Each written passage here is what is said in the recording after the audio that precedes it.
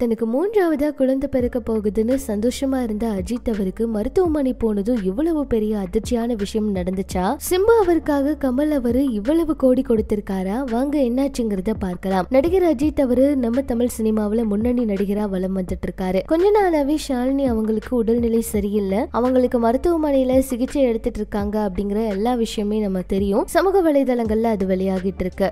ஆரம்பத்துல ஷாலினி அவங்களுக்கு அவங்க கர்ப்பமா இருக்காங்க, அடுத்து குழந்தை வர இருக்கு அப்படிங்கிற சந்தோஷத்துலதான் இருந்திருக்காங்க. நமக்கு மூன்றாவதா குழந்தை பிறக்க போகுதுன்னு ரொம்ப சந்தோஷமா இருந்திருக்காங்க. அஜித் அவரும் தான் அப்பா ஆக போறதா நினைச்சு ரொம்ப சந்தோஷப்பட்டு போயிருக்காங்க.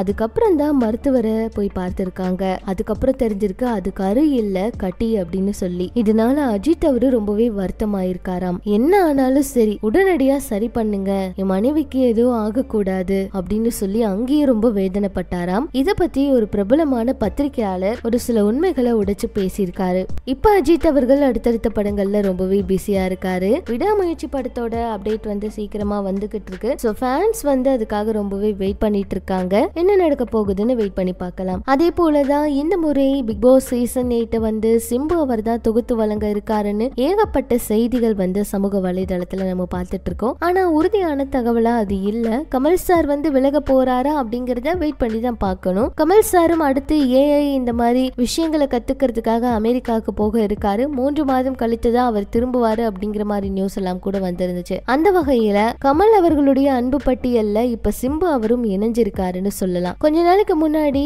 கமல் அவர்கள் வந்து சினிமாவில நடிக்க மாட்டேன்னு சொல்ற சமயத்துல டி ராஜேந்தர் அவர் வந்து கமல் அவர்களை கட்டி பிடிச்சுக்கிட்டு நீங்க சினிமாவில நடிக்கிறத நிறுத்த கூடாதுன்னு கண்ணீர் மல்க ஒரு கோரிக்கையை வச்சாங்க. அப்ப இருந்தே கமல் அவருக்கு அவங்க குடும்பம் மேல ரொம்பவே பாசம் இருக்கு. அதே போல கமல் அவர் மேல சிம்பு அவருக்கும் ரொம்ப அன்பு இருக்கு. கமல் அவர்களுடைய ராஜ்கமல் பிலிம்ஸ் நிறுவனம் தயாரிப்புல சிம்பு அவர் நடிக்க தேசிங்கு பெரியசாமி அவருடைய இயக்கத்துல 250 கோடி பட்ஜெட்ல ஒரு பிரம்மாண்ட படம் அறிவிக்கப்பட்டு ஒரு வருஷம் ஆயிருச்சு. ஓடிடி சேனல்கள் எல்லாம் அதிக விலைக்கு புதிய படங்களை வாங்குறத நிறுத்திட்டாங்க.